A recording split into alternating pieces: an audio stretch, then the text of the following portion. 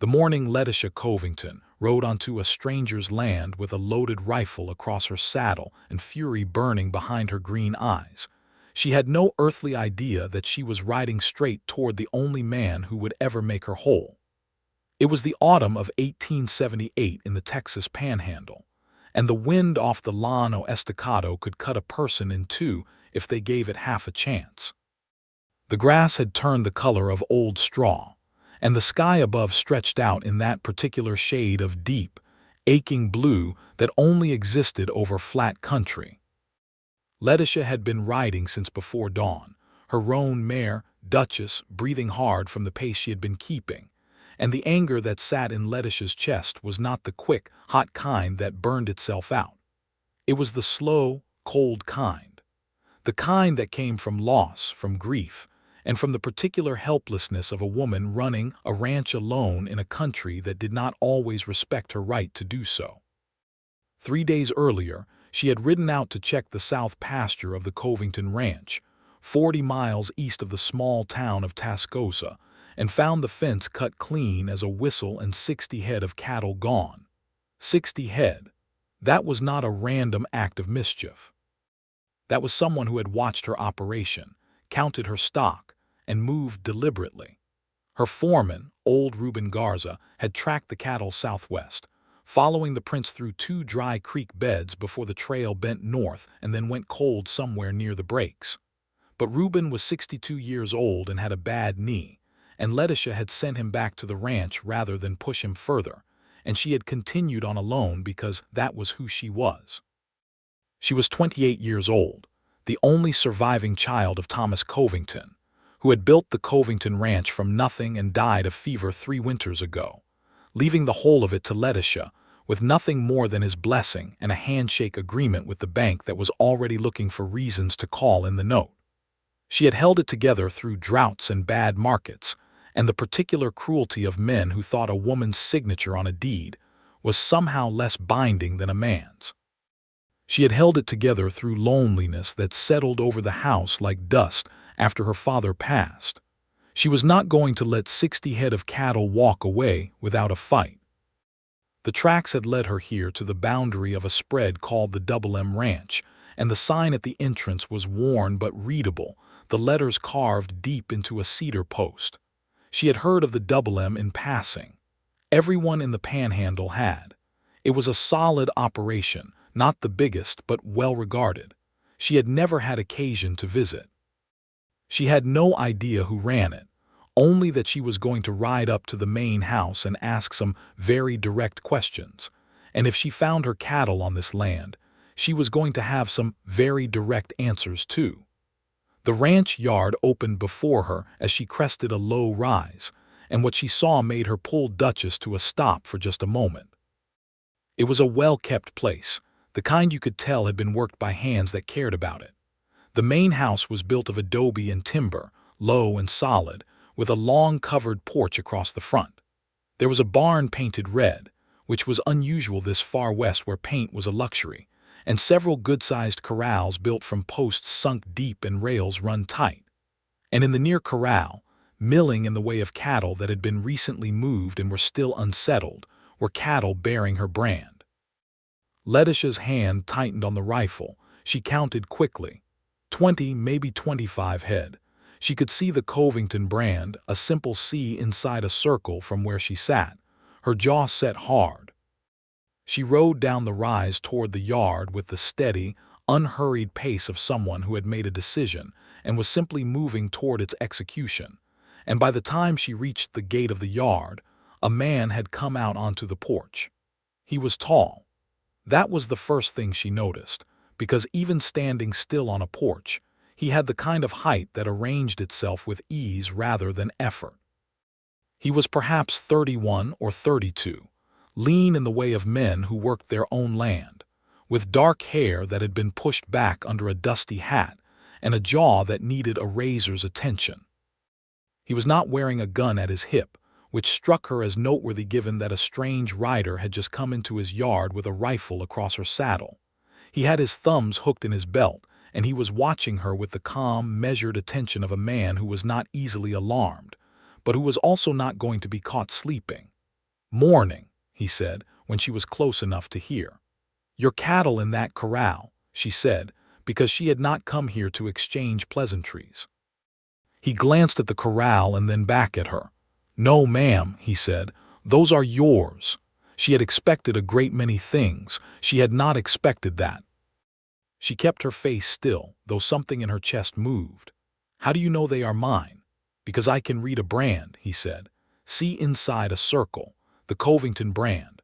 I rode out yesterday morning to check my east pasture fence and found a section cut and these animals pushed through. Whoever did it was using my land as a waypoint.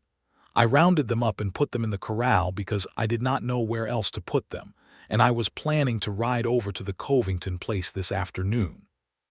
He said it all plainly, without embellishment, and she studied him for a long moment because she was a careful woman who had learned that taking people at their word without scrutiny was a luxury she could not afford. But there was nothing in his face that suggested performance. His expression was simply open and direct, and his eyes, she noticed, were gray. Not the pale, washed-out gray of nothing, but the deep gray of storm sky, the kind that had weather in it. "How many are there?" she asked. 23, he said. "I counted twice." He paused. "I am Homer Mercer. This is my ranch." She swung down from Duchess in a single fluid motion that she had been doing since she was 6 years old, and she looped the reins over the hitching post at the front of the yard with the efficient, practiced movement of someone who had more things on her mind than courtesy. "Letitia Covington," she said. "I had 60 head taken 3 nights ago. You have 23 of them. That leaves 37 unaccounted for." "I know," he said. "Come up on the porch." He said it not in the tone of a man inviting a woman into his domain, but in the tone of a man who recognized they had a problem to talk about, and the porch was a practical place to do it. She tied off Duchess, laid her rifle back across the saddle rather than carry it up with her, because she had looked at this man for 60 seconds and made a judgment she was willing to stand behind, and she walked up the porch steps and stood at the railing rather than taking the offered chair. "Where do you think the rest of them went?" she said. Homer Mercer leaned against one of the porch posts and looked out across the yard. "I have been thinking on that since yesterday," he said. "The tracks that came through my fence went northwest before they came to the pasture where I found yours, but there were 2 sets of tracks leading away. One set went into my pasture where I found your cattle. The other set continued northwest toward the breaks along the Canadian." She looked at him. "You tracked them." "Some," he said. "I did not follow the northwest trail far because I did not know what I was riding into and I was alone, but I know those breaks. I have ridden them for 5 years. There is a man named Cole Draper who runs a loose outfit up there, 3 or 4 men, sometimes more. He has been suspected of moving stock before, but nobody has proved it." Letitia had heard the name Cole Draper in passing, associated with nothing specific, the way a smell could be associated with a memory without being able to name it. "You think he took my cattle?" she said. "I think he moved them," Homer said carefully. "Whether he is the one who cut your fence, or whether he bought them from someone who did, or whether he simply took them on his own initiative, I do not know. But I think your 37 head are somewhere in those breaks." She was quiet for a moment, looking out at the corral where her cattle stood. The relief of finding 23 of them was real, but it was complicated by the knowledge that 37 more were somewhere out there with a man who had taken them. "I cannot go into those breaks alone," she said, not because she was afraid, but because she was practical. "No," he said, "you cannot." He paused. "I will ride with you." She looked at him again. The offer had been made without anything theatrical about it, without the particular kind of masculine performance she had learned to be suspicious of, the kind that usually came with an expectation of gratitude that she was not prepared to pay. He said it the way he had said everything else, simply and directly, as if it were just the logical next step.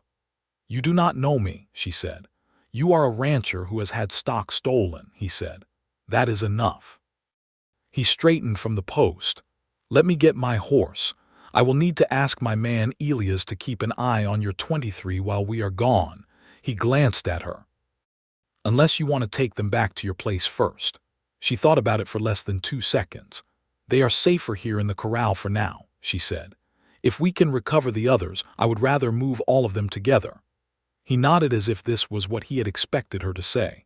A man named Elias came out of the barn at Homer's call, a wiry, weather-beaten man of about 50 with a kind face and a long gray mustache that he had to be proud of given how much of it there was. Homer spoke with him briefly, pointed at the corral, and Elias nodded and touched his hat to Letitia with the kind of genuine courtesy that told her something about the man who employed him. Homer went into the house for perhaps 3 minutes and came back with his gun belt on, a canvas jacket, and 2 canteens that he had filled at the pump. He handed one to Letitia without fanfare. She took it, because she had been riding since before dawn and her own canteen was nearly empty, and she was not going to refuse something practical out of pride. They rode out together, northwest, into the country that rolled and then suddenly didn't, where the flat plains gave way to the canyon lands above the Canadian River, that fractured, beautiful, treacherous country that had been hiding people and animals and secrets since long before any of them had been born. The sky was still that deep autumn blue and the wind had quieted some, and for a little while neither of them said anything because the country didn't demand conversation. "How long have you had your ranch?" she said eventually. 5 years, he said. "Came out from Tennessee with my brother and we started the Double M together. My brother died 2 years ago, kicked by a horse." She absorbed this. "I am sorry," she said. "Thank you," he said. He did not embellish it.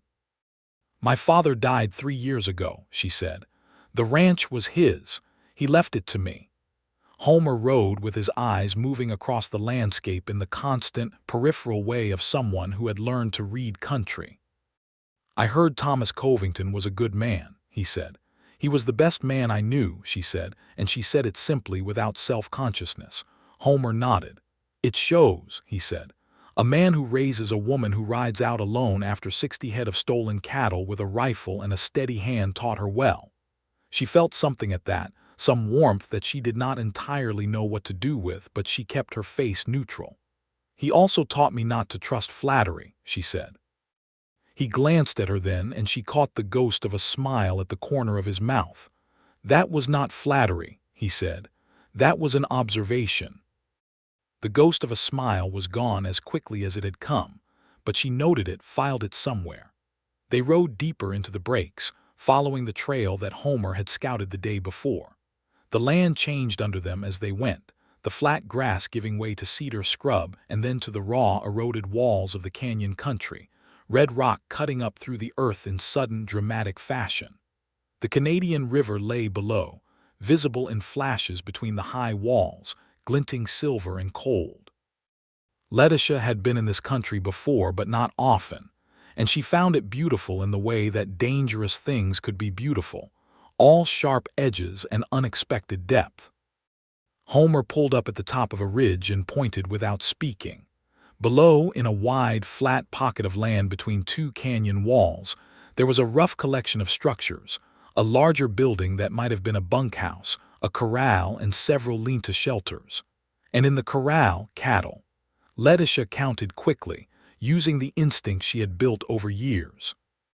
There were easily 30 or more head down there, and from this distance she could not see brands, but she could see the way they were milling, the way cattle that had been moved hard and confused milled, and her heart tightened.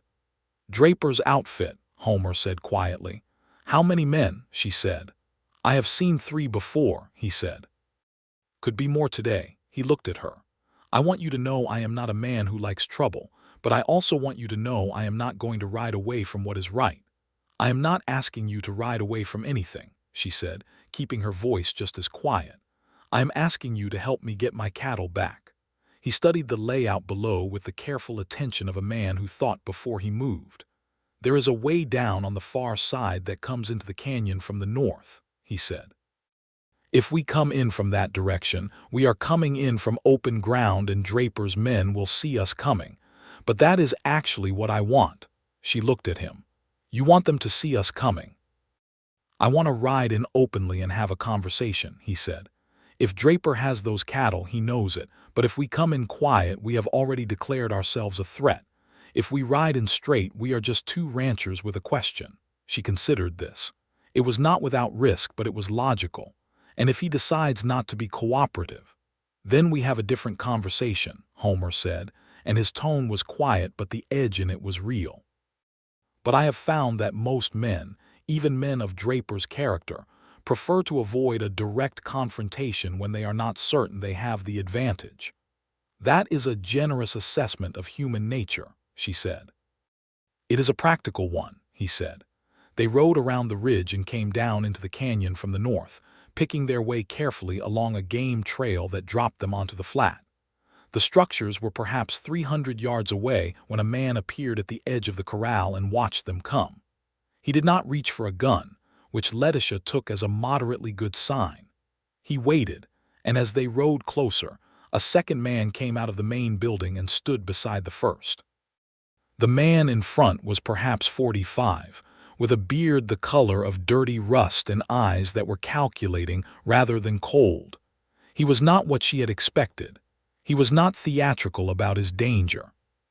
He watched them ride up with the flat attention of someone running numbers in his head. "Homer Mercer," he said. It was not quite a greeting. "Cole," Homer said, and reined in about 10 yards out. "I believe you have some cattle here that belong to this woman." Cole Draper looked at Letitia with the kind of appraisal she had been receiving her whole life and had learned to meet without flinching. "Is that so?" he said. "It is," Letitia said, and her voice came out exactly the way she intended it, clear and firm and with no softness in it that he could mistake for weakness. "I had 60 head taken 3 nights ago off the Covington ranch. 23 of them ended up on Mr. Mercer's land. My brand is a C inside a circle, and if the cattle in that corral are wearing that brand, we are going to have a very short conversation and then I am going to take them home." Draper was quiet for a moment, and she could see him working something through. Behind him, the second man was watching with his hand near his belt but not on it. A third figure had appeared in the doorway of the bunkhouse, staying in the shadow. "Did not cut any fence," Draper said finally. "I did not say you did," Homer said, "but those cattle came through my fence from the east and the other half came up here, so somebody did." "I bought those animals," Draper said. Letitia felt the anger move in her chest but kept it leashed. "From whom?" she said. Draper's eyes moved to her, measuring. "Man named Foley. Came through 3 days ago with a small herd, said he was liquidating his spread south of here." "There is no spread south of here owned by any man named Foley," Letitia said. "I know every rancher in 40 miles of my place. You were sold stolen cattle." The word hung in the air between them. Draper was still, and she could see that he was deciding whether to be angry or whether to be intelligent. She waited because she had learned that silence after a hard truth was sometimes the most useful thing you could offer a man who needed to save face while doing the right thing. "How much did you pay?" Homer said, his voice quiet and without accusation. Draper looked at him. $3 a head, 38 head. So there it was, 37 she had thought. 38, Draper said. One had been lost or hidden somewhere between. She set that aside. "I will give you your money back," she said, though saying it cost her, because she did not have money to spare and paying out for her own stolen cattle was a particular kind of injustice. "But I need those animals." Something shifted in Draper's face. He had bought stolen cattle and he knew it, and now the woman whose cattle they were was offering him a way out of the situation that did not involve any of the alternatives that could follow from a standoff in a canyon with Homer Mercer watching from 10 yards away, and the law, however distant, an eventual possibility. "I will count them out for you," he said. She breathed slowly inwardly and did not show what that cost her. They counted out 37 head bearing the Covington brand, and Draper confirmed the 38th had been sold 2 days ago to a passing buyer heading toward New Mexico, which was not recoverable, and which Letitia absorbed with the same practical resolve she applied to everything that could not be changed. She paid Draper $114 out of the fold of money she carried inside her jacket, which was most of what she had brought from the ranch safe, And she did not allow herself to think too hard about how long it had taken her to save it, because thinking too hard about things that were done was a luxury she also could not afford. They drove the 37 head out of the canyon with the help of Homer, who worked the cattle with the ease of a man who had done it all his life, reading the small movements of the herd and positioning himself where he was needed without being told. Letitia found herself watching him without meaning to, noting the way he handled his horse, the smooth coordination of it, the way he kept his temper when two steers decided they preferred the canyon and needed redirecting.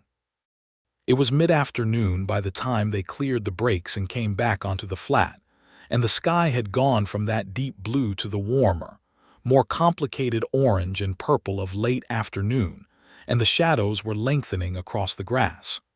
They drove the cattle back toward the Double M in easy stages, not pushing them, because they had already been pushed enough. When the Double M yard came into view, Elias was there, and he came out to help work the new arrivals in with the 23 already in the corral.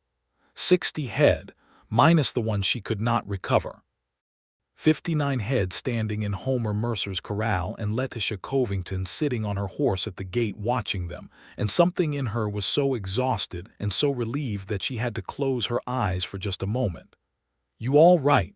Homer said from beside her. She opened her eyes. "Yes," she said. "I am fine. I am just very tired." He looked at her, and for the first time since she had ridden into his yard that morning, she had the feeling that he was looking at her, not at the problem, not at the cattle, not at the situation, but at her, and she did not know what to do with that. "Stay for supper," he said. She had half a dozen reasons to say no. She had a ranch to get back to. She had 59 head of cattle to move home. She had not told Reuben where she was going that morning. She had reasons, and they were all real. "All right," she said.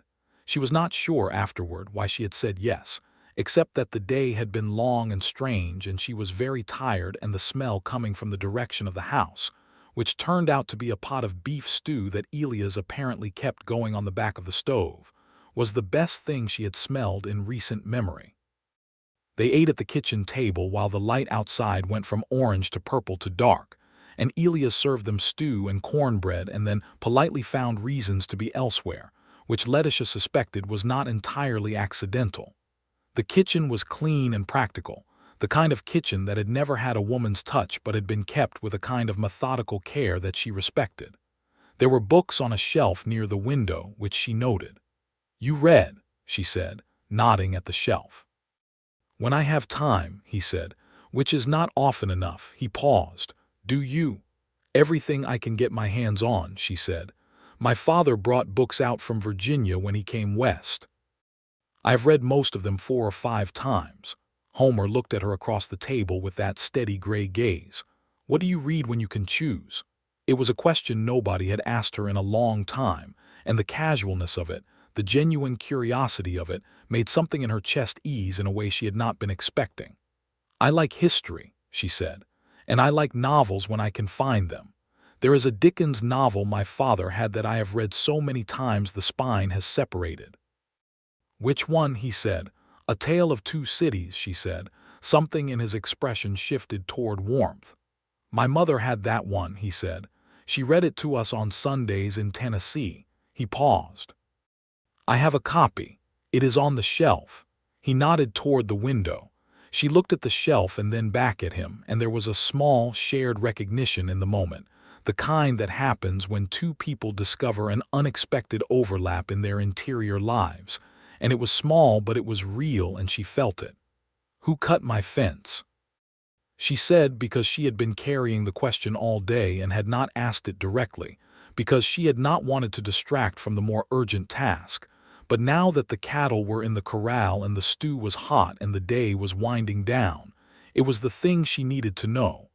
Homer set down his spoon. "I have been thinking about that," he said.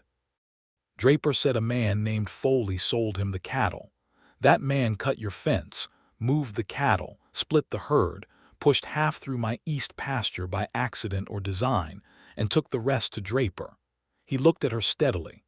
"Do you know anyone who would have cause to move against you specifically? someone who knew your operation well enough to know when to move and where your cattle were grazing. Letitia thought about this carefully. She had thought about it already in the long rides of the day, but having someone to think about it with made the thinking sharper. "There is a man," she said slowly, "a man named Hector Bayard.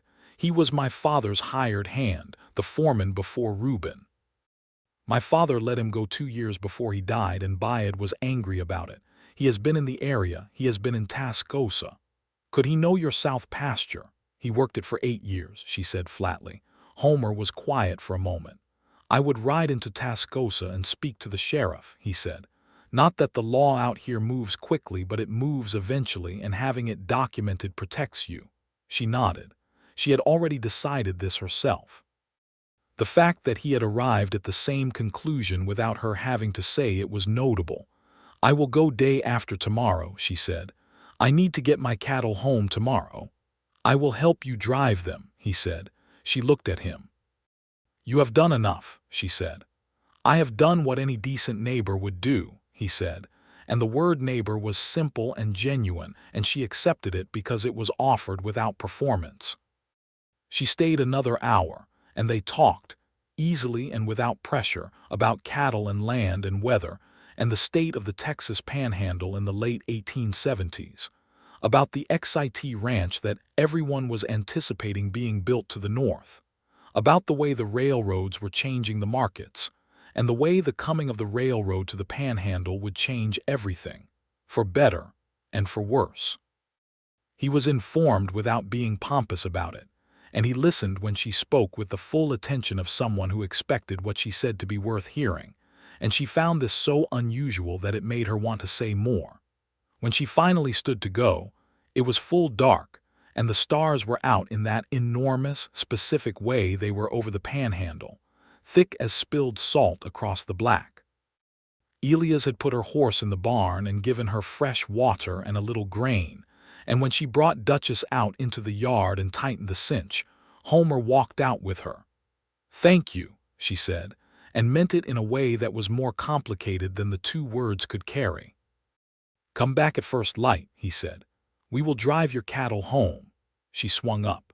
In the dark, with the stars overhead and the smell of cedar and horse and autumn grass around them, she looked down at him, and she was aware of something she had not been aware of in a very long time, the awareness of another person as a person rather than as a neighbor or a colleague or an obstacle or a stranger.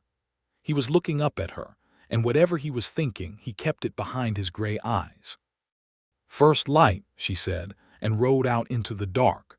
She did not sleep well that night, which she told herself was because of the stress of the day and not because of anything else. She was back at the Double M before the sun cleared the horizon, riding out of the pink and gray of early morning onto land that was already familiar to her after just one day, which itself was interesting. Homer was already in the yard with his horse saddled, and Elias was on the other side of the corral.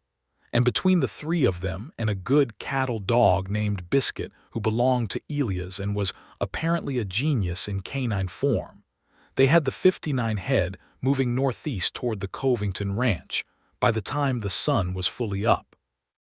It was a good day for driving cattle, not too hot, with enough wind to keep the flies manageable, and the herd moved well once they were pointed in the right direction and convinced that they were going somewhere rather than merely being harassed. Letitia worked the right flank and Homer worked the left, and they communicated mostly in the shorthand of hand signals and the occasional call, and it was a comfortable kind of work, the kind that did not require explanation because both people understood it in their bodies. About 2 hours into the drive, when they had settled into the easy rhythm of it, Homer came up alongside her on the right side where the land was rolling enough that they could ride abreast for a stretch without losing the herd. "Reuben Garza is your foreman," he said. It was almost a question. "Yes," she said. "He worked for my father for 15 years. He is the most reliable man I know." "Good man," Homer said. "I met him once at a cattle sale in Tascosa maybe 2 years ago. He told me about your father." He paused. "He did not mention you were running the place." "He would not," she said. not because he does not respect me, but because he is protective. He would not want men with bad intentions to know that a woman is running the Covington operation. Homer nodded. That is understandable, he said, and unfortunate that it is necessary. She glanced at him. It is the world we are living in, she said. I have spent 3 years proving to bankers and buyers and neighbors that I am capable of running my father's ranch. I am tired of proving it, but I have not stopped because stopping is not an option. You should not have to prove it, he said quietly, and he said it not as a platitude but as a genuine observation of something he found unjust. She was quiet for a moment. No, she said, I should not. They drove on, and the morning opened up around them, and she found herself thinking about her father, about the long years he had spent teaching her everything he knew, not because he had no sons to teach it to, but because she had been the one who wanted to learn. She had ridden beside him since she was 4 years old, had learned to read a brand before she could read a book, had learned to doctor a sick calf before she learned to cook a proper supper. He had believed in her with a simplicity that had been, until recently, the central fact of her life. Since he had died, that simplicity had been replaced by the more complicated project of believing in herself, and on the hardest days it was not easy. But today, with her cattle moving through the autumn grass and a decent man riding the opposite flank with his hat pulled down against the morning light, today was not a hard day. They reached the Covington ranch by midday. Reuben was in the yard when they came in, and his face when he saw the cattle went through several expressions in quick succession, relief and confusion, and a protective wariness when he registered the unfamiliar man riding alongside Letitia. She put her hand up in the small, reassuring gesture she had learned to use with Reuben, and he settled. She introduced them, and Reuben and Homer shook hands with the measuring respect of two men who were each trying to assess the other's value quickly and arrived, apparently, at a mutual positive conclusion, because after a moment Reuben's face relaxed fully and he helped them work the cattle into the Covington's home pasture. And then they all went inside, and Reuben's wife, Consuela, who cooked for the ranch house and had been with the Covingtons as long as Reuben, fed them all without being asked and without making it theatrical. Homer stayed for an hour, and in that hour Letitia watched him talk to Reuben with the same straightforward respect he seemed to extend to everyone, and she watched him look around the Covington ranch with the eyes of someone who recognized good work and knew what it meant that it was being done well. He ate Consuela's tortillas and beans, and said thank you in a way that Consuela responded to with a small nod that Letitia recognized as approval, because Consuela's approval was not easily given. When he made to leave, Letitia walked out with him to where his horse was tied. I will ride to Tascosa with you, he said, when you go to see the sheriff about Foley or Bayard or whoever cut your fence. She had been thinking about this. You do not need to do that, she said. I know I do not need to, he said. I want to. I have information about the trail and about Draper that will be useful to the sheriff, and two voices carry more weight than one. He looked at her directly. And I would like to. The last 3 words were said with a quietness that was different from the rest of what he had said, and she heard the difference, and she was not going to pretend she did not. Day after tomorrow, she said. I will be here at 8 o'clock, he said, and swung up onto his horse and rode out of her yard, and she stood watching him go and did not turn back toward the house until he was small in the distance. Reuben came to stand beside her. Good man, he said, in the careful, understated tone he used when he meant it most. Yes, she said. He seems to be. Reuben looked sideways at her for a moment and then looked back toward the horizon and said nothing more, which was sometimes his most eloquent form of communication. She spent the following day in the work of the ranch, which was always waiting, and in the evening she sat on the porch with the old Dickens novel and read a few pages in the last of the light. And she thought about the way Homer Mercer had said it was on the shelf as if he were offering her something. And she thought about the easy, undemanding quality of the day spent driving cattle beside him. and she thought about the fact that she had spent 3 years without much in the way of company that she actually enjoyed, and she had not fully realized how much she had missed it until now.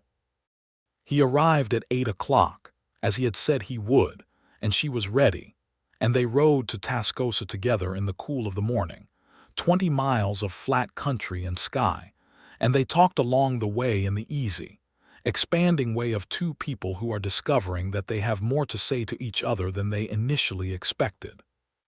He told her about Tennessee, about his brother James who had died, about the vision they had shared of building something in the West that would last, about how after James died he had considered selling and going home, but had found that he could not leave the land, that it had become his in a way he had not anticipated and could not undo. She heard in this a version of her own story, the way land became identity, the way a place entered you and you entered it, and after enough time the separation was not possible. She told him about her father, more than she had told anyone in years, about the way he had been both strict and tender in equal measure, about the winter he had taught her to mend fence, and the summer she had learned to castrate calves, and the evenings when he would sit on the porch and read aloud from his books in the particular voice he used for reading, different from his speaking voice, deeper and more careful. She told him about the grief of the 3 years since, and she said it without drama but also without minimizing, because she had found that Homer Mercer did not require either performance or minimizing, and this made honesty easy. They reached Tascosa in mid-morning and rode down the main street, which was the kind of street you found in these young panhandle towns, wide enough for a wagon, edged with false front buildings and a few solid stone ones, a hotel, a general store, a blacksmith, a saloon that was quiet at this hour, a small building with a hand-lettered sign that said sheriff. It was a real enough town, rough but growing, the kind of place that was figuring out what it wanted to be. The sheriff was a man named Aldous Webb, in his mid-50s, methodical and deliberate in the way that good lawmen out here tended to be, men who had learned that speed without thought got you killed. He listened to Letitia's account of the stolen cattle and Homer's account of the tracks, and the conversation with Draper with the focused attention of someone who was actually doing his job. He made notes. He knew the name Foley, which was interesting. It was a name associated with a small operation out of the Canadian River country that had moved through 2 years before and had been suspected of mischief but never charged. He knew the name Hector Byad less well, but he took it down. "I will look into it," Webb said, and in his tone it was clear he meant it. "I cannot promise quick results, Miss Covington. The law out here moves at the speed of the country, which is not always the speed we would prefer." "I understand," she said. "I would appreciate whatever you can do." Webb looked at her with a kind of direct respect. "Your father was a good man," he said. "He had dealings with this office over the years that were always straight. I remember when he came in about the water rights dispute in '73. I am sorry about what happened to your stock." She thanked him, and they left, and standing outside the sheriff's office in the thin autumn sunlight of Tascosa, with the sounds of the town around them, horses and hammering, and the distant call of a woman across the street, Letitia felt some of the weight of the past several days ease a little more. "That went well enough," Homer said from beside her. "Better than I expected," she admitted. He looked at her. "Are you hungry?" he said. "There is a place here that makes decent food." She almost said no, because saying yes felt like something she needed to be intentional about, like something she needed to decide rather than simply fall into. But she was hungry, and the town smelled of wood smoke and baking bread, and she had decided something about Homer Mercer over the past 2 days that she was not quite ready to name but was present and real and had a direction to it. "Yes," she said. The place he knew turned out to be a small restaurant operated by a Mexican family named Soto, a mother and 2 daughters and a son who worked the front, and the food was extraordinary, beef and chili and fresh bread and coffee that was strong and dark, and they sat at a table near the window that looked out onto the main street, and they ate and watched Tascosa go about its business. "Do you ever think about leaving?" she asked him after a while. He considered this genuinely. "I did," he said. "After James died, I thought about it every day for about 6 months. And then one morning I rode out to the east pasture to check the fence, and the sun came up over the flat in that particular way it does, when the whole sky goes gold and there is nobody and nothing in any direction except the land and the light, and I thought, no, this is mine. This is what I made and what I am making, and I am not going to leave it." She knew that morning. She had had it too. "That is the panhandle's particular hold on you," she said. "Yes," he said. He looked at her across the table. "Have you been lonely?" he asked, and the directness of it might have been startling from someone else, but from him it landed as what it was, a genuine question asked with genuine care. She held his gaze. "Yes," she said after a moment. "I have been lonely for 3 years. I had my work and I had Reuben and Consuela and the ranch and the land, and those things are real and they matter, but yes." He nodded slowly. "I have been lonely too," he said simply. The admission sat between them on the table like something both of them could see, and neither of them reached for it or rushed it, but it was there and they both knew it. They rode back to the Covington ranch in the afternoon, and the conversation continued to unspool between them, easy and generous, covering ground that felt new and also, somehow, familiar. She told him about the years before her father died, when there had been talk of her marrying a young man from Amarillo, a decent enough man named Martin Crawford who had been in the cattle business, and who had courted her for a season before it had become clear that his vision of a wife and her vision of herself were not compatible, and she had ended it cleanly and without regret, but with the knowledge that it had cost her something in terms of how she was perceived by certain people. "Did it bother you?" Homer said, "What people thought. It bothered me that it bothered me," she said. "I knew what was right. But we do not live entirely outside the opinions of the community we live in, and it took time to let it settle into something I could carry without it being heavy." He thought about this. "I have not been close to marrying anyone," he said. "I have not been close to much of anything in that direction. There have been women in Tascosa I have been friendly with, but nothing that ever had real weight to it." He paused. "I think I was waiting for something I could not quite describe." She looked ahead at the road, at the flat country rolling toward them under the afternoon sun. "What did it feel like, the thing you were waiting for?" He was quiet for a moment. "Like a specific kind of recognition," he said slowly. "The feeling of talking to someone and knowing that they are tracking the same thing you are, seeing the same thing you are, understanding without translation." Another pause. "Like finding a book you did not know had been written and discovering that it says the thing you needed said."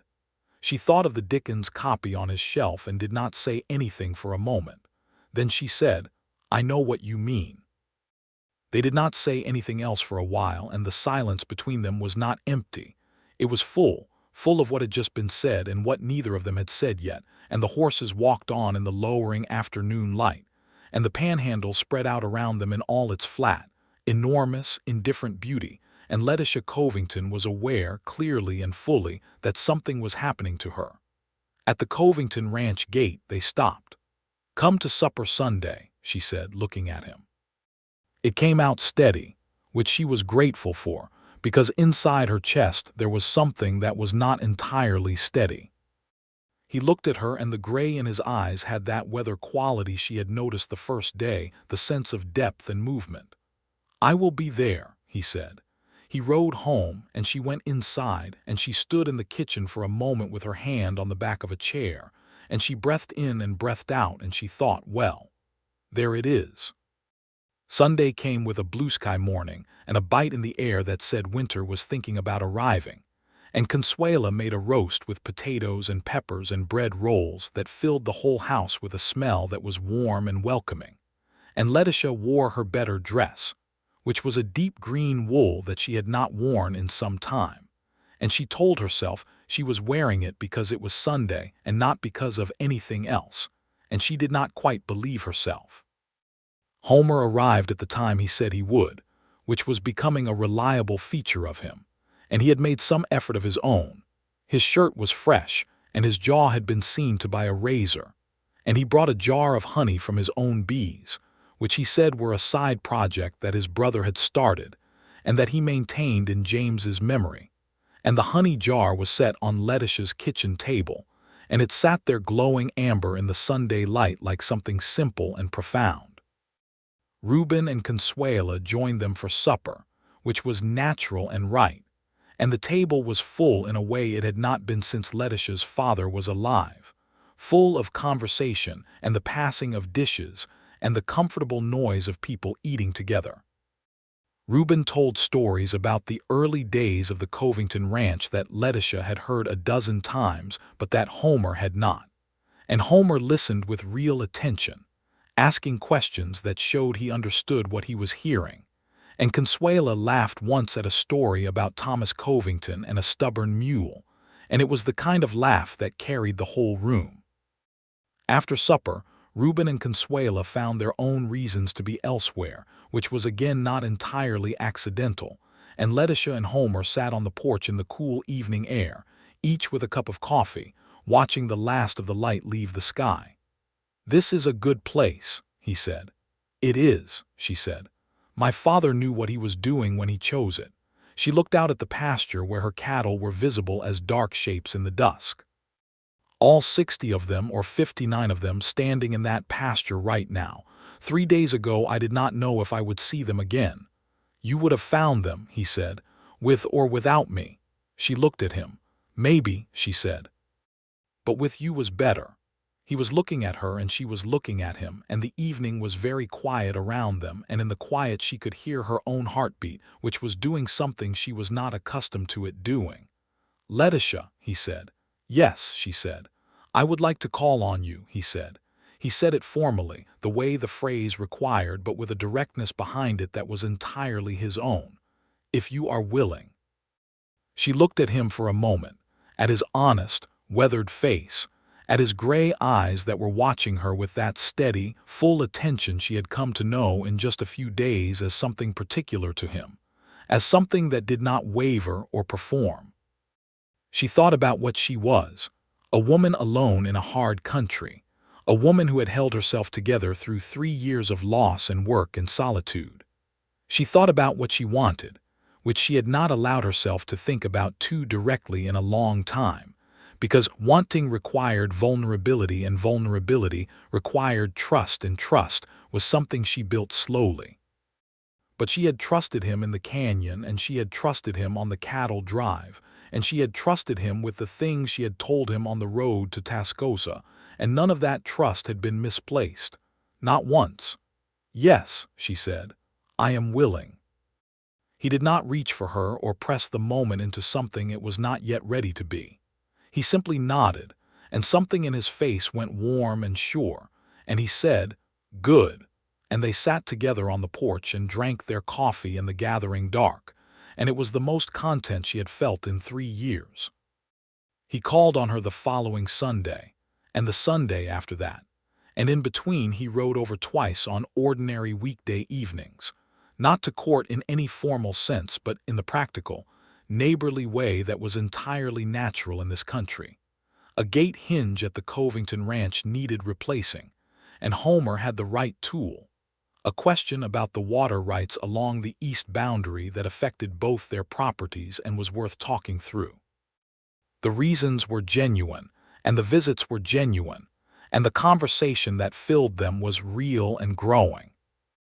October deepened into November, and the cold came in earnest, the kind of cold that the Panhandle did with great thoroughness, whined out of the north that had come all the way from somewhere much colder, and had picked up nothing warm along the way.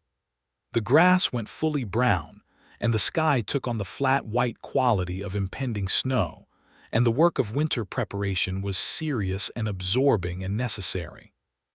It was in the 3rd week of November, with a hard frost on the ground and the breath of the horses hanging in clouds of white, that Homer helped her replace a stretch of fence on the south pasture, the same south pasture where the fence had been cut 6 weeks earlier. They worked in the cold, side by side, and the work was hard and rhythmic and real, and in the middle of it, with both of them bent over a post they were resetting into frozen ground, their hands brushed and neither of them pulled away. and for a moment they both stopped and looked at each other in the cold gray morning, and she could see in his face everything she felt in her chest, and it was so clear between them that it was almost like speaking. He straightened and looked at her. "I have something to tell you," he said. She straightened too and waited, because she had learned that he did not say things without having decided to say them. "I think I am falling in love with you," he said. He said it the way he said everything that mattered, without performance, directly, with the full weight of it in his voice. "I thought you should know." The frost was on the grass around them, and the sky was white above them, and the post they had been setting stood solid in the earth between them and Letitia. Covington looked at Homer Mercer, this tall, careful, honest man who had ridden with her into a canyon and helped her recover what was hers, and had then proceeded, without announcement, to recover something else she had not known needed recovering. "I think I am falling in love with you too," she said, just as directly. He crossed the distance between them, 2 steps in the cold, and he took her face in his hands, his big, work-roughened hands, and he looked at her for just a moment, making sure, and then he kissed her, and it was warm in the cold morning and entirely right, the way that things that have been true for a while and are finally being said feel right. When they separated, she could feel the warmth of it still in her face, and she was not trying to be composed about it. He was looking at her with that steady gray gaze, and there was something in it now that was open in a new way, something that had been waiting and was now released. "We should finish this fence," she said, after a moment, and she meant it, and the smile he gave her was the fullest smile she had seen from him, and it went all the way to his eyes. They finished the fence. Sheriff Webb sent word to Letitia in early December that a man matching the description of Hector Bayard had been taken into custody in Mobedy, where he had been picked up attempting to sell a small group of cattle bearing a brand not his own. The case was being built, and it was expected to hold. The man who had called himself Foley was identified as a known associate and was being sought. It was not the swift, dramatic justice of a dime novel, but it was real and it was coming, and Letitia read the letter at the kitchen table with Reuben beside her, and she felt something in her settle like a stone finding the bottom of clear water. Reuben put his hand on the table, not quite on hers, and said nothing, and she understood. Christmas was quiet on the Covington ranch, the way it had been since her father died, but Homer came over on Christmas Day and brought the jar of honey that had been replaced with a new one, and a book he had ordered by letter from a supplier in Fort Worth, a novel by Mr. Thomas Hardy that had just been published and had been talked about in a newspaper he had read. He had written her name on the inside cover in his careful, plain handwriting, and when she saw it, she had to look away for a moment to keep herself composed. She gave him a scarf she had knitted herself, which she had done in the evenings over the past several weeks with more effort than she would admit, because she had not knitted since she was a young girl and had to practice before the result was something worth giving. He wrapped it around his neck immediately, without any hesitation, and wore it for the rest of the visit, and she sat across from him at the table with Reuben and Consuela, and felt something so warm and full that it was almost painful, the way the return of feeling after cold can be painful, necessary, and good. January came hard and cold, with 2 snowstorms that kept everyone inside for days at a time, and in the weeks of February that followed, there were long rides between the 2 ranches when the weather permitted, and evenings on one porch or the other with coffee and talk that ranged widely and never ran out, and the growing certainty of something that had passed the stage of wonder and entered the stage of simply being true. It was a Sunday evening in late February, the first truly warm evening of the coming year, when the light lasted a little longer and the air had something in it that was not quite winter anymore, that Homer sat on the Covington porch with Letitia and said what they had both been moving toward. "I want to ask you something," he said, and the quality of his voice told her what the question was before he asked it, and she was already holding still in the way you hold still for something important. He turned to face her. He had his hat in his hands and he was turning it slowly, which was the only sign that this was costing him something in the way of nerve, and she found this enormously endearing. "Letitia," he said, "I would like to ask you to marry me. I want to build a life with you, and I believe we would build it well.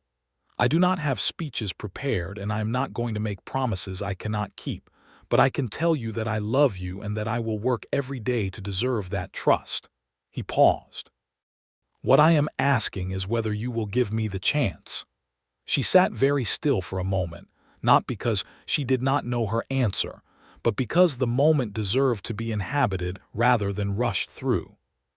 She looked at him, at his face in the early evening light, at the sincerity and the hope in it, at the man she had come to know over these months, piece by piece, the way you come to know someone when you work beside them and talk beside them and sit beside them through cold mornings and warm evenings and everything in between. "Yes," she said. "Homer, yes." He let out a breath, and she saw the relief and the joy in it, and he took her hands in his and held them with a gentleness that was not incompatible with strength. And she thought of a thing her father had once said, that the measure of a man was not what he did when he was being watched, but what he did when he was not. And every hour she had watched Homer Mercer, watched and unwatched, he had been exactly himself, and herself was more than enough. They were married in the spring, in April of 1879, at the small church in Tascosa that was new enough that the plaster on the walls was still settling. It was not a large wedding. There was not the means for large in either of their lives, but it was full in the ways that mattered. Reuben and Consuela were there, and Elias, and several of the neighboring ranchers who had come to know Homer as a good man and Letitia as a rancher of quality and character. Sheriff Webb came, which surprised her, and he shook Homer's hand with a warmth that said he approved. A few of Letitia's father's old friends were there, men who had known Thomas Covington, and who looked at his daughter in her good dress and her steady, clear-eyed calm, and nodded with something that was recognition and approval both. The minister was a young man who had been in the Panhandle for 2 years and still sometimes looked stunned by the country, but who performed the ceremony with genuine feeling. And when he asked Letitia if she would take Homer Mercer as her husband, she said yes with a clarity that filled the small church and made the young minister smile. Homer looked at her throughout the ceremony with those gray eyes that held everything he felt without filtering or performance, and she held his gaze because she could now, because there was nothing in what she saw that she needed to look away from.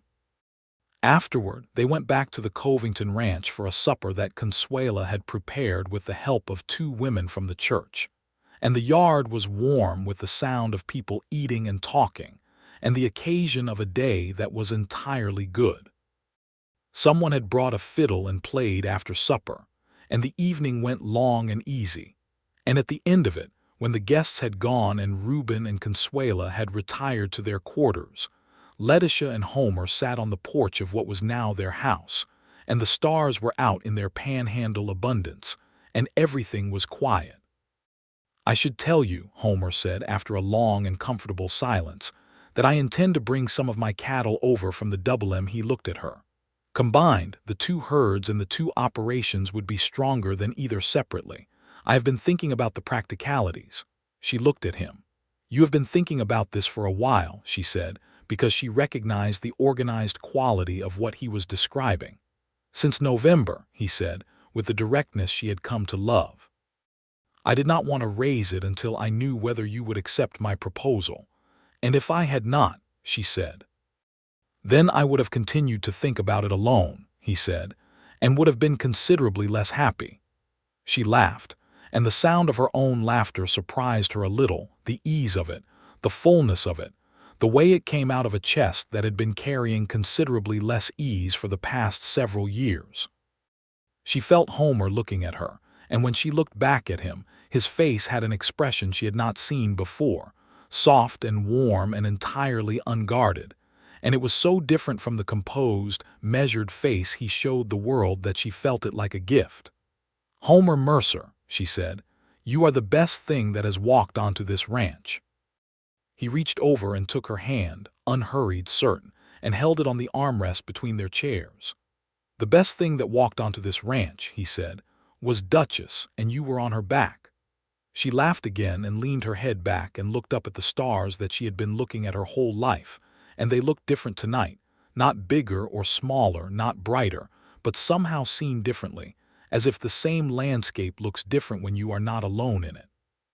The arrangement they made about the two ranches was sensible and worked. Homer's man Elias moved to the Covington property to assist, and the combined operation was run with Reuben's deep knowledge of the land and Homer's organizational clarity and Letitia's overall direction. And it functioned well in the way that things function well when they are built on mutual respect and practical intelligence rather than hierarchy alone. Homer kept the Double M land and its fencing, running cattle on it seasonally, which doubled their effective grazing range. And in the fall of 1879, they sold their combined herd to a buyer out of Kansas at a price per head that was better than either of them had managed individually. And the bank note that had been a quiet anxiety for Letitia since her father's death was paid in full, and with something left over. She stood in the bank in Tascosa with the receipt in her hand, and Homer was beside her. And when the banker handed her the receipt, he said, "Congratulations, Mrs. Mercer," and she held the name for a moment, wearing it, finding it fit, and she put the receipt in her jacket pocket and walked out of the bank into the autumn sun and stood on the board sidewalk of Tascosa with her husband beside her and felt free in a way that was entirely new. "That is done," she said.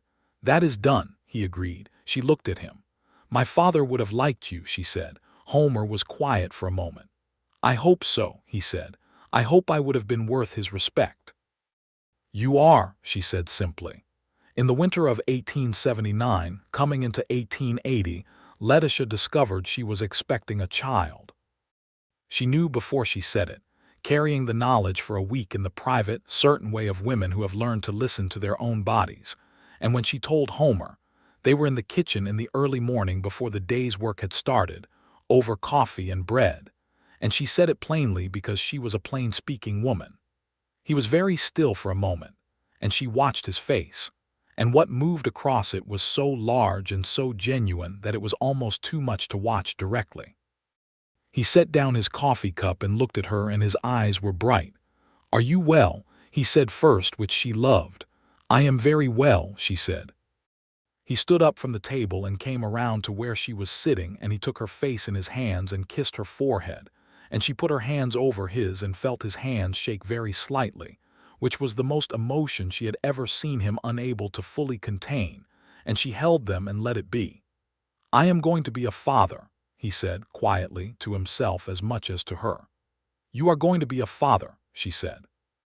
Reuben, when he was told, took off his hat and held it to his chest, and looked at the ceiling for a moment in a way that was so close to prayer that it might as well have been. Consuela cried, efficiently and briefly, and immediately began discussing the practical matters of what needed to be arranged, which was the most characteristic possible response and the most comforting one. The pregnancy was good. She was strong and did not become fragile, because she was not a fragile woman, though she made practical adjustments, accepting help where it was offered without making a drama of it either way. Homer hovered in the gentle, unobtrusive way of a man who wanted to be useful and was learning where the edges of that were, and she appreciated the quality of his hovering, the way it never tipped into interference, the way he was present without being smothering. She continued to work the ranch through most of her pregnancy, because the work needed doing and because she was a rancher, and the two facts did not cancel each other out. In the 7th month, she made the practical concession of reducing the amount of time she spent on horseback, which was sensible and annoyed her slightly, and Homer understood both the sense and the annoyance without needing either explained.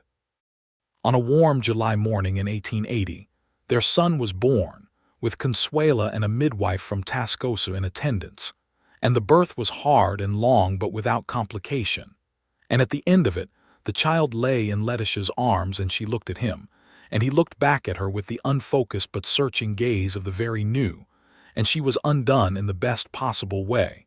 reduced, and expanded simultaneously, the way only love of this particular kind can manage.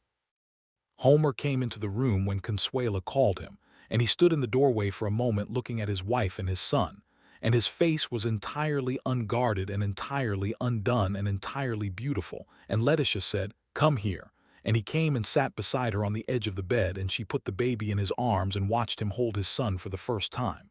"Thomas," she said, "I would like to name him Thomas." Homer looked at her. "After your father," he said. "Yes," she said. "If you do not mind." "I do not mind," he said, and his voice was quiet and full. "Thomas Mercer, it is a good name." Thomas Mercer was, by the general consensus of everyone who encountered him, a good baby, which was a relief, and then a good small boy, which was a greater relief. He had Homer's gray eyes and Letitia's directness, a combination that promised to make him formidable in time, and Reuben took to him with the devoted patience of a grandfather who had not expected grandchildren and received them as a late gift. The ranch grew through the early 1880s with the careful, incremental growth of an operation that was being built to last. The railroad came closer, which changed the economics of cattle sales in ways that benefited them, and Homer's organizational intelligence combined with Letitia's deep knowledge of the land, and the animals made them a strong team in ways that extended beyond the merely practical. They made decisions together, with the same quality of directness and mutual respect that had characterized them from the beginning, and there were disagreements, real ones, about timing and about risk, and once, memorably, about whether to accept a grazing lease arrangement with a neighboring operation. But they were the disagreements of people who each took the other seriously, and they always came to resolution. The case against Hector Bayard concluded in the spring of 1881. He was convicted of cattle theft and received a substantial sentence. The man called Foley, whose real name proved to be Amos Stelling, was captured in New Mexico and returned to Texas to face charges. Letitia heard the news in a letter from Sheriff Webb and sat with it for a moment, and then she went and found Homer, who was in the barn with Thomas, who at not quite a year old was greatly interested in the horses and greatly interested in everything else, and she told him. He looked at her steadily. "It is done then," he said. "It is done," she said. He put his arm around her and she leaned into it, and Thomas, unaware of this moment, reached out toward the horse in front of them with great determination and made a sound that was his current best approximation of enthusiasm, and both of them looked at him and then at each other, and the laughter came easily. The years of the early 1880s in the Texas Panhandle were not uniformly easy, because no years in that country and time were uniformly easy. There were hard winters and dry summers, and the occasional bad market year. There was the larger disruption of the open-range fencing wars in the mid-1880s, the conflict between the large operators who wanted open range and the smaller ranchers who were fencing their property, which led to fence cutting across the Panhandle in an organized, deliberate way that was different from the individual theft Letitia had experienced, more political and more dangerous. Homer and Letitia rode together through two incidents involving their fencing, and they presented a united front to the men who came to their gate to make threats, and they were backed by the quality of their relationships with their neighbors and with Webb's office, and the threats did not escalate beyond the initial confrontation. A daughter came in the fall of 1882, born on a crisp October morning, when the leaves of the cottonwoods along the creek had gone golden, and the air was so clear it felt like a gift. They named her Clara, for Homer's mother, and she came into the world with a voice of considerable volume and a disposition of considerable determination, and she and Thomas conducted a sibling relationship of energetic competition that filled the house with noise and life, and the particular chaos of small children who are well loved and know it. Consuela navigated the chaos with serene authority, and Reuben taught Thomas to read a brand at approximately the age Letitia herself had learned, and Elias, who had never had children of his own, became the kind of devoted honorary uncle who showed up with small gifts and infinite patience for the same game played 20 consecutive times. Letitia was 32 when Clara was born, and she had been married for 3.5 years, and she looked at the life around her. The house that was warm and full, the ranch that was healthy and solvent, the man beside her who was her partner in every sense of the word, the two small people who were her children and her future, and she understood something that was almost too large to hold. She had ridden onto a stranger's land on a cold autumn morning in 1878 with fury in her chest and a rifle on her saddle, and she had been looking for stolen cattle and she had found them, or some of them, and then she had gone looking for the rest. And in the finding she had found something she had not known she was looking for, but that she had needed all along. It was an October evening, 3 years after their wedding, with a fire going in the front room and Clara asleep in her crib, and Thomas asleep in his bed with Biscuit the cattle dog, who had transferred his allegiance from Elias to Thomas with the decisive loyalty of a dog who had found his true person, curled at his feet. Letitia and Homer sat together in front of the fire, and the day was done and done well, and the quiet was the comfortable kind. "Do you know what I think about sometimes?" she said. "What?" he said. "That morning," she said, "when I rode into your yard, I was so angry. I was thinking about 60 head of cattle and a cut fence and who had done it and what I was going to do about it. I was not thinking about anything else at all." He looked at her in the firelight, and that warm, unguarded quality that she had come to know as one of his most essential features was in his face. "I saw you coming down the rise," he said. "You were riding like someone who had a very clear destination and a very clear purpose, and I remember thinking, there is a woman who knows exactly what she is doing." She raised an eyebrow. "And was I?" "You were looking for your cattle," he said. "You found them." "I found more than I was looking for," she said. He put his arm around her, and she settled against him, and the fire popped, and the wind outside moved through the grass in the darkness, and the panhandle lay around them in its enormous, indifferent, beautiful way, and Letitia Covington Mercer, who had come to this man's land looking for what had been taken from her, and had found instead everything that was meant for her, was entirely and fully home. The ranch they built together continued to grow through the latter years of the 1880s, not dramatically, not in the way of the great cattle empires that made newspaper headlines and then collapsed under their own ambition, but steadily and soundly, the way good things built by people who understand what they are doing tend to grow.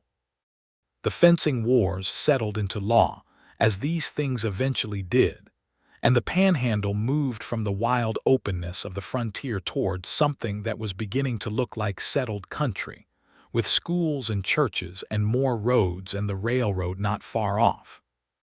Thomas grew into a boy who had his father's height and his mother's eyes, and who could ride before he could remember learning, and who read everything he could find with the same hunger Letitia had always felt for books.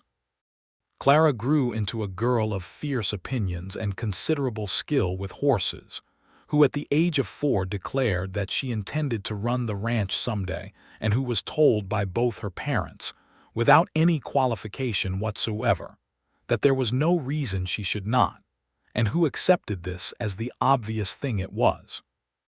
Reuben retired from active foreman work in 1884, his knee finally making that decision definitive, and he and Consuela lived in a comfortable house that Homer built for them on the edge of the ranch yard, and Reuben spent his days in advisory capacity, which in practice meant sitting on the porch and telling stories to Thomas and Clara, and occasionally offering strong opinions to Homer and Letitia about cattle management, which were always worth hearing. Elias took on the full foreman role with the ease of a man who had been quietly preparing for it for years. There was a summer evening in 1885 when Letitia was 35 years old and Homer was 38, when the children were in bed and the ranch was quiet, and they sat on the porch together as they had sat on 100 evenings before. The panhandle summer evening was long and warm, and the grass had that deep summer green it only reached for a month or two before the heat bleached it, and the air smelled of it, and of cattle, and of the cedar that grew along the creek. "I want to ask you something," Homer said. She looked at him with a slight smile because he had said those words once before and she knew what they had meant then. "Yes. Are you happy?" he said. It was such a direct question and so typically him that she sat with it for a moment, not because she did not know the answer but because it deserved the full weight of a considered response. "Yes," she said, and said it with the whole of what she meant. "I am very happy, Homer." He looked at her in the evening light, gray eyes warm, and she held his gaze and felt the years of it, not as weight but as substance, as the material of a life they had made together out of two separate lives that had each been good but had been better combined. "So am I," he said, and in his voice was everything she needed to hear. The Panhandle night came down around them, slow and enormous and full of stars, and inside the house Thomas and Clara slept, and in the barn the horses stood in their stalls, and in the pasture the cattle that were theirs moved in the dark, and the fence ran straight and solid along every border of the land they had built, and Letitia Covington Mercer sat on her porch with her husband's arm around her and her boots off her feet, and the long grass moving in the evening wind. And she thought about the woman she had been in the autumn of 1878, riding out alone with fury and a rifle and 60 head of missing cattle. She had come to find what was taken from her, and she had found it, all of it, or all of it that could be found. But she had found more. She had found a man who rode with her into the broken country and did not flinch, who spoke to her as an equal because he believed she was one, who held her face in his hands in the first frost of a November morning, and told her the truth without performance or qualification. She had found a partner in every sense the word was capable of carrying. She had found the thing she had not known to look for, the kind of thing that comes not because you go out to find it, but because you go out to do what is right, and it meets you there. The stars were very bright over the Panhandle, the way they had always been and the way they would continue to be, indifferent to the small, brave, particular lives lived beneath them, but beautiful, always beautiful, and Letitia looked up at them and breathed in the night air and was grateful, in the deep, quiet, unassailable way of someone who knows, without question, that she is exactly where she belongs. In the morning there would be work, because there was always work, and the work was good and the land was good and the people she loved were here, all of them, in this place that had been her father's and was now hers and Homer's and would someday be their children's if they chose it. And she believed they would choose it because it was written in them both, in the gray of Thomas's eyes and the strong, certain way Clara already sat a horse. She reached over and found Homer's hand in the dark and held it, and he held hers back without looking, without needing to, because they were past the need to look and well into the certainty of knowing. And they sat together in the enormous Panhandle night with everything resolved and everything good and the whole long future still ahead of them, open and unhurried and full, as the best kinds of futures always are.